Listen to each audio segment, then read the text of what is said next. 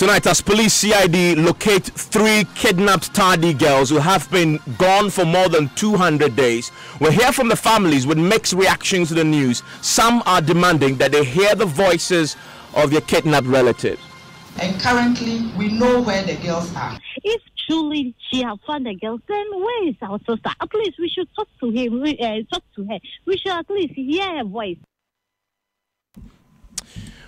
We have details for you as the police CID address a press conference today. Also tonight, the nationwide manhunt for remaining members of a rape and robbery gang terrorizing residents across the capital and implicated in the rape and robbery of 10 British nationals. We have the latest as the police arrest some of the gang members, plus why a police officer was forced to let go of a suspect in the murder of investigative journalist Ahmed Swale.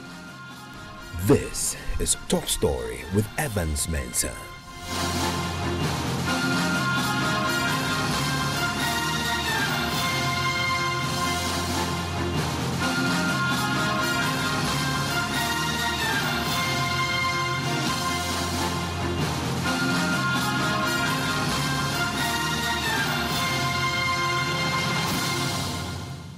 And Top Story is always brought to you by Bond Savings and Loans. Your success, our passion. Gasem, the nation builder. Vodafone, the future is exciting, ready. And nationwide medical health insurance, your healthcare family. We demand to speak to our kidnapped relatives. This is the call from a family of one of the kidnapped tardy girls after the police today revealed that they now have the location of the 3 girls who have been gone for more than 200 days. Now, we will hear from the families of the kidnapped girls shortly, but first listen to the CID Director General, DCOP Mametiwa Ado, who addressed the news conference today. Together with the BNI, we've worked very well, and currently we know where the girls are. I'm unable to give the details because we don't want to compromise their safety. We are working hard together with other stakeholders so that these girls are brought back home. The assurance to the family is that they should keep on keeping on. The ladies, we know where they are and they are safe. So very soon they will be brought back home and they will go back to their family. We're going to take it live to Takrady very shortly, where there have been reaction to this news today from the 3 families with the kidnapped children who've been gone for more than 200 days. In fact, already we've been hearing from one of the family, Rebecca Kwesing, a sister of one of the girls. No, nobody has called us. Even this woman, Tiwa, she asked my mom number. And yesterday he called my mom that she's still praying. They are still looking into the matter. So I don't know why today, this morning, he's telling the press that they have found the girl. If truly she has found the girl, then where is our sister? At least we should talk to him, talk to her. We should at least hear her voice. But what's been your reaction? Because she says that they will unite them with their family shortly. What's your reaction to that news, though? Me, I seriously, honestly speaking, I don't believe it. I don't believe it, because at least you have my mom number. If truly you have found my sister, at least you will call my mom, oh, everything is okay. Like, you will tell her something. But you didn't tell us anything. It's only this morning that you are telling us that you have found the girls and they are okay. Something. I don't know. I don't know what is going on. So unless we see our sister face to face, that we will believe her. But why don't you believe? Because it's coming from the CID boss. So my problem is, at least let us hear our sister's voice. Because the last time they told us that their kids are alive, they will bring the girls. It's almost when this gender minister said that it's even past 4 months, 3 months now. So now that she's telling us that they have found the girls, let us hear our sister's voice to believe that, yes, truly, they have found her.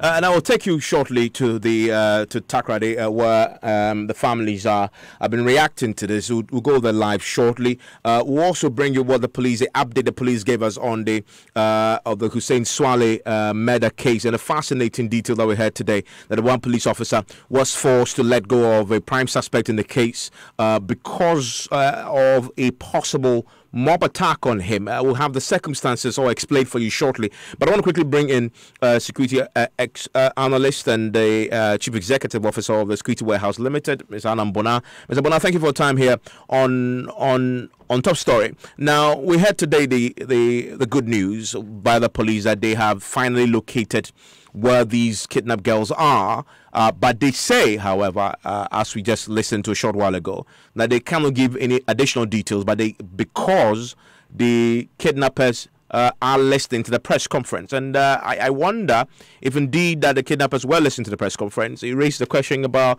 if they hear that we have made public that we know where they are, wouldn't that also compromise and any smart criminal will move the girls?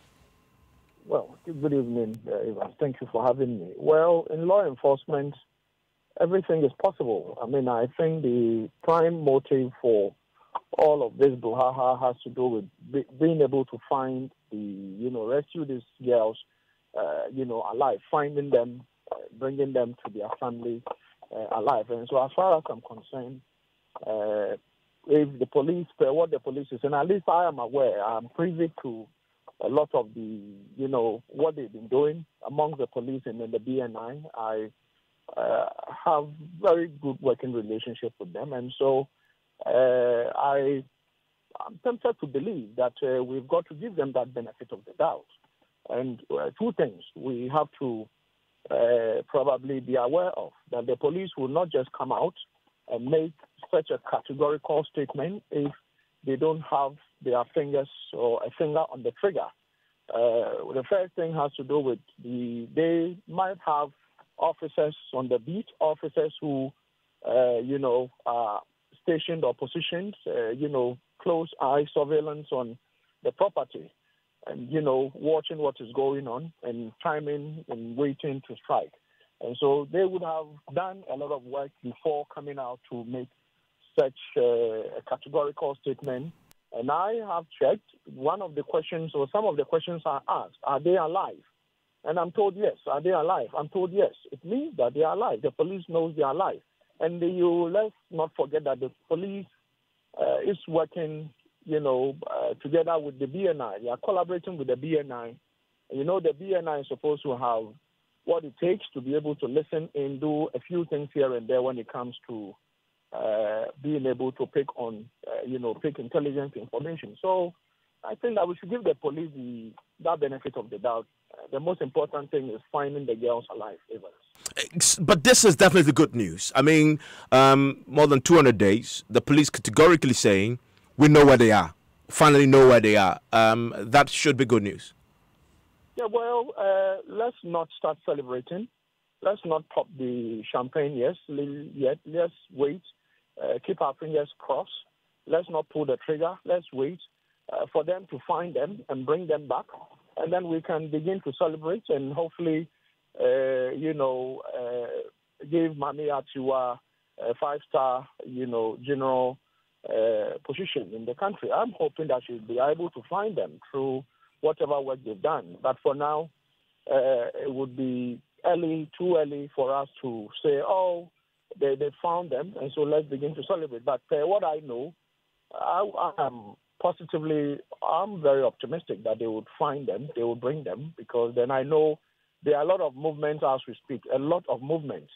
And I have some information, but it's not the time to share what I have, that might also jeopardize, those who are on the ground trying to rescue these girls. But I think there's a lot of movement. There's been movement, and they've increased the movement as we speak. And so I believe that we might hear something positive. Let's keep our fingers crossed positively. We just heard one of the family members react to the news this morning, saying that if you know where they are, we want proof of life. In other words, we want to talk to them, we want to hear the voice of our relative. That is a legitimate call from a family that has been distressed for more than 200 days, isn't it? Obviously, it is a legitimate call from the relatives, but then I would still urge them to be, patient and allow the police to do their work, because I want to believe that the police wouldn't want to give give them so much information because there is that tendency that the kidnappers will still have people. You know, it's a network. You know, this is a proper hostage taking, and hostage taking that they demand ransom. It's not one person.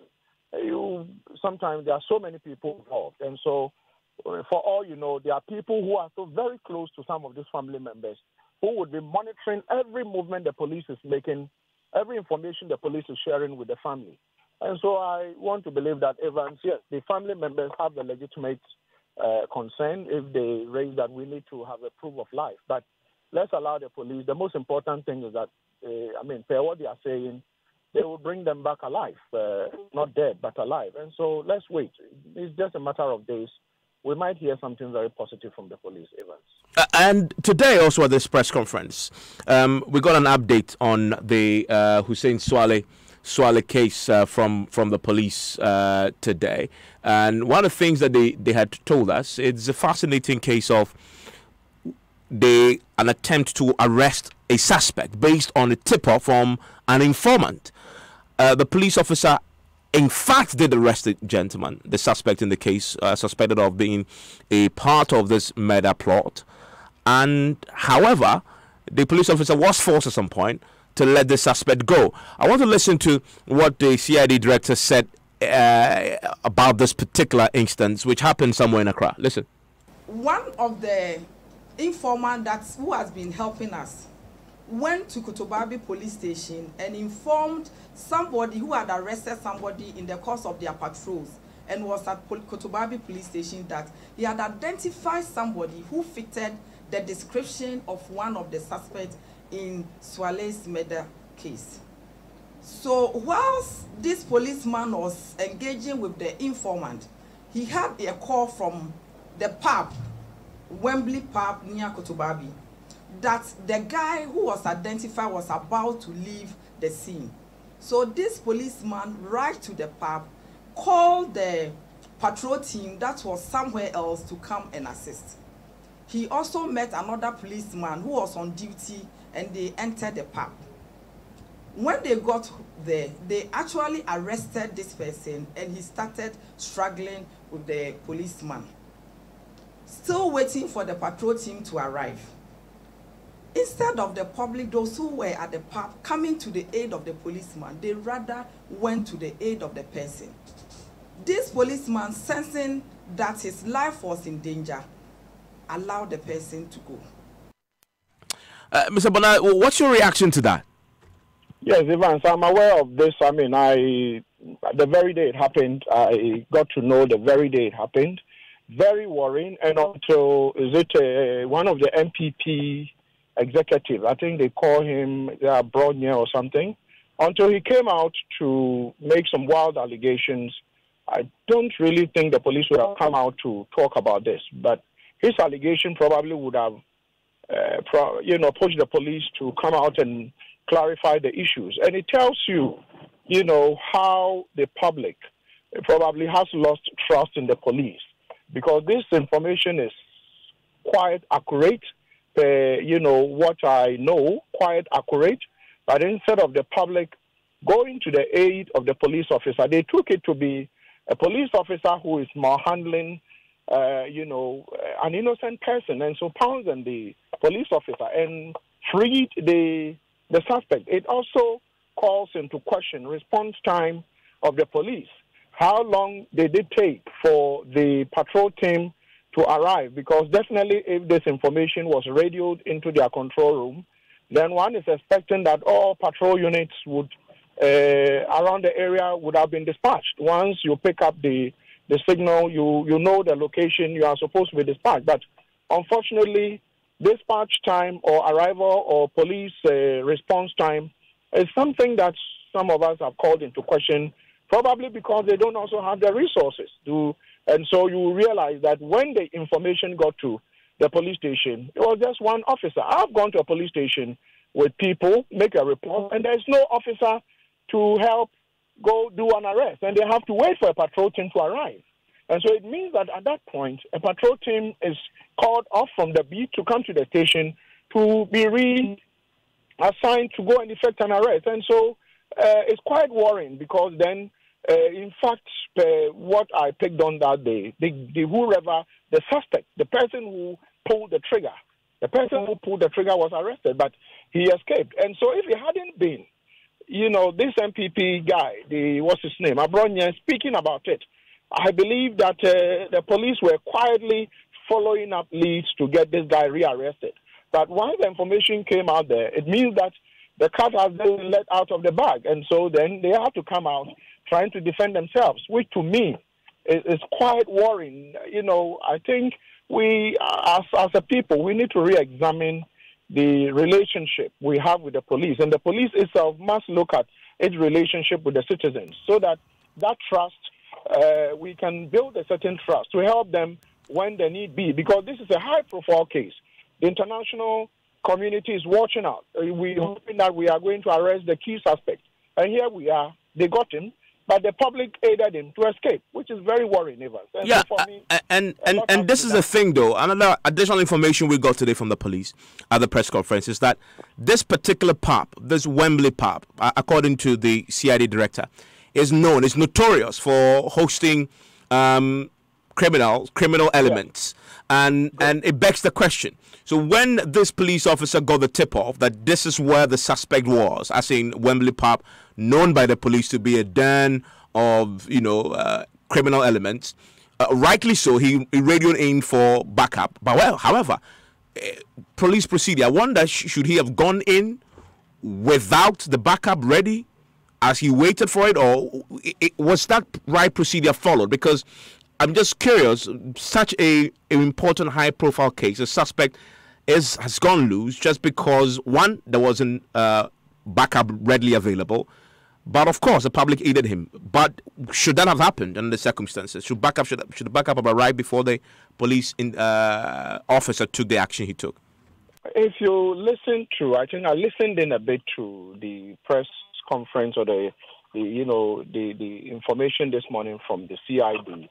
And at least what I also know is that the guy, as usual, was about leaving this place. What I know, this guy doesn't stay at one place for, I think, more than 30 minutes. And so he was about leaving. And so information came in that the guy is about leaving the place. And he didn't know that someone had tipped the police off. And so the standard procedure rather should be police should always have a standby team if the resource is there, who would take care of some of these incidents. But if they have to rely on patrol teams to come from the field to such locations, then chances are that such important arrests sometimes would elude them. They will not be able to make them.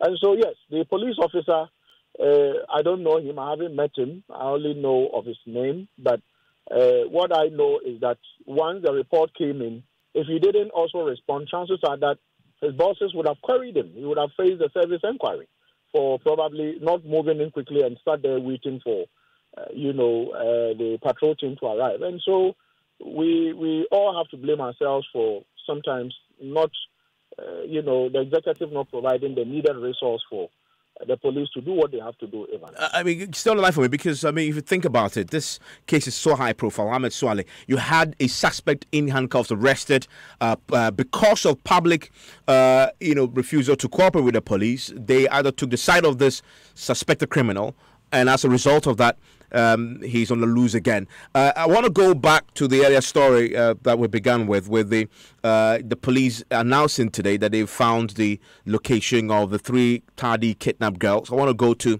Takrady Live now to the home of one of the families of one of the suspects and speak to the brother of Priscilla Crunchy, who unfortunately has still not been found yet, but the police are telling us today that they know where she is. They found the location where she and the other 2 girls are being held. Her brother is Philip Crunchy and joins us on the telephone line. Hello, Mr. Crunchy. Thank you for your time here on Top Story. Thank you. So, give me the family's reaction to the news that we heard today from the police CID that they've now know the location of your sister and the other 2 girls that have been kidnapped for more than 200 days now. Yeah, it's a great news that we heard today, but all that we are seeking for is they say they are there. So all we need is we will see our girls, and then that's all that we need. But all the time they say they are there. Without seeing them, it's a problem to their families. Has the police formally communicated this to your family? No, please. But how is the family itself? I know your sister, your father, has taken this quite strongly. I'm sure he's heard the news. What has been his reaction? Because in days past, he's been broken by this. Yes, he isn't around now, but around 3:20 that I personally heard the news. But as at this time, my father is not around, so cannot tell his reactions. But I hope he has also heard the news. If your sister is listening to you wherever she is, what would you tell her? I'll tell her that we love her, so we're hoping that Jehovah bring them back safely.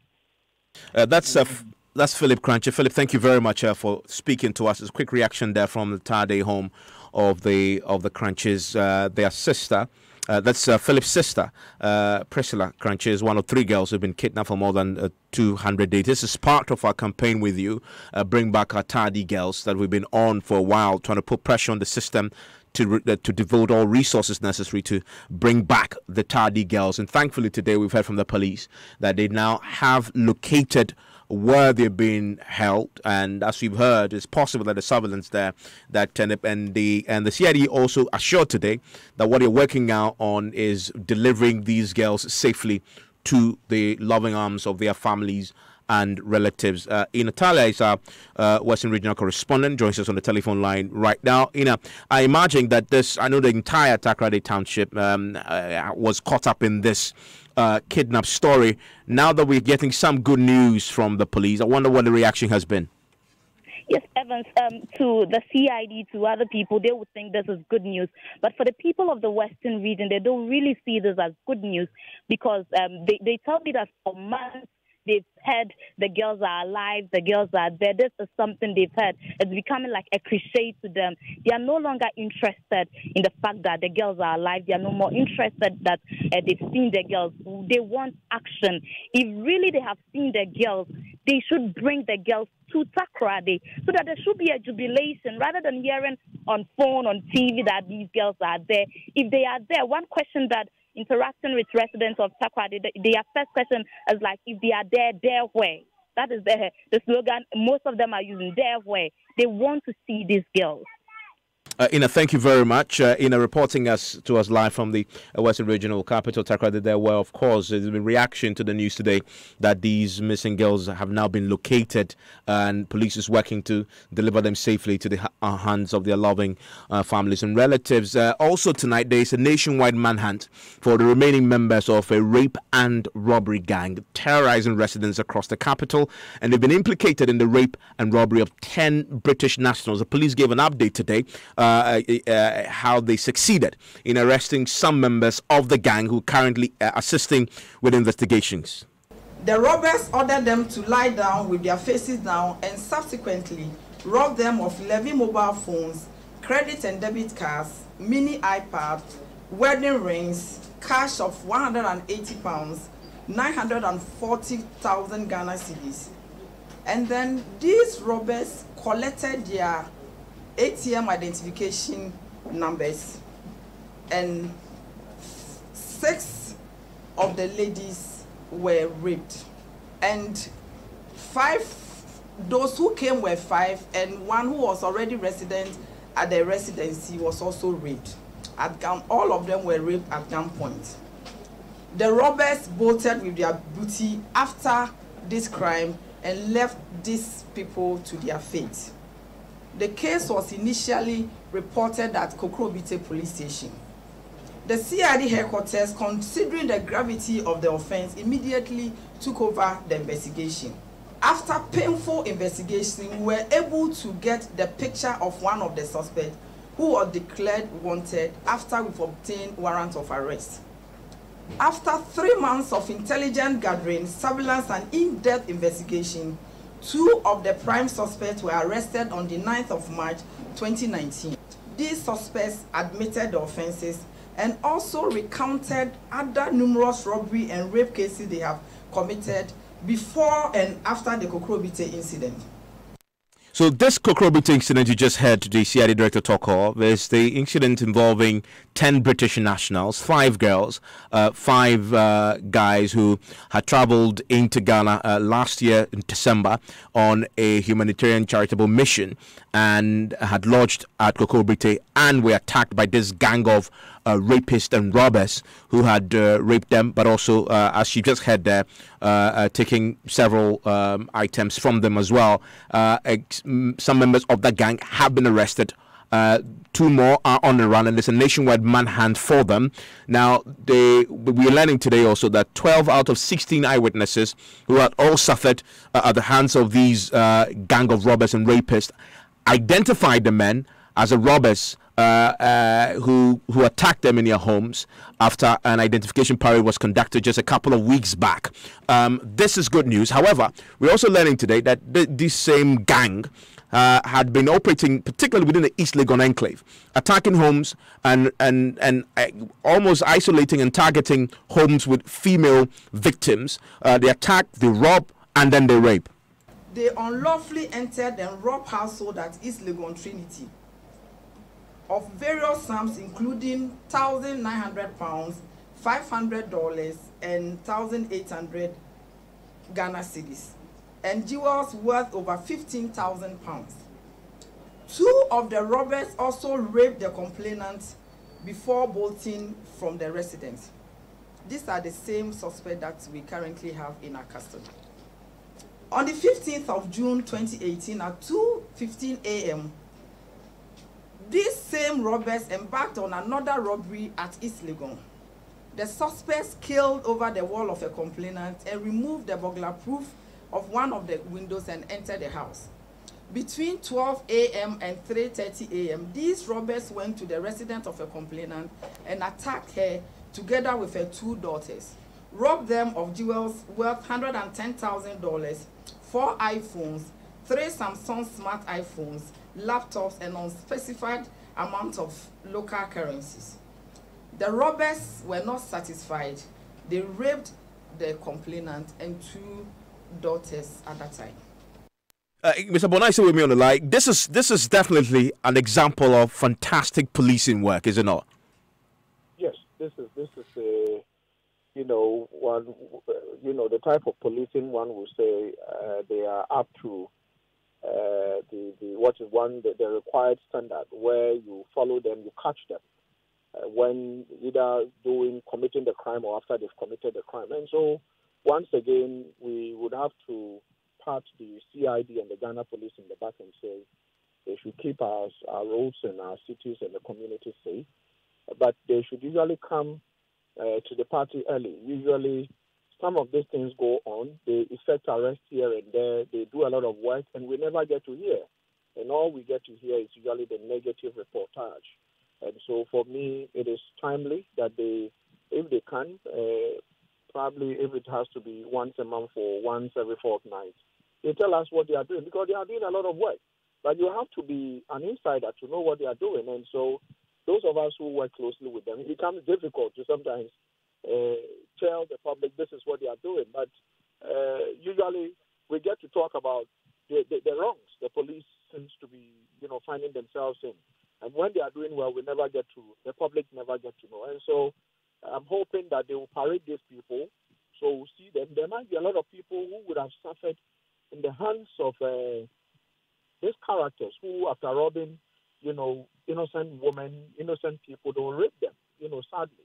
So they should parade them. There will be people out there who sometimes are too terrified to come out there and identify them. Sometimes they need to parade them for some of these people to be motivated to come out and say, yes, this is the guy, or these are the guys who did ABC to us. It will help. I'm grateful that you joined us. That is Adam Bonai, the Chief Executive Officer of the Security Warehouse Limited. This has been Top Story. It's time.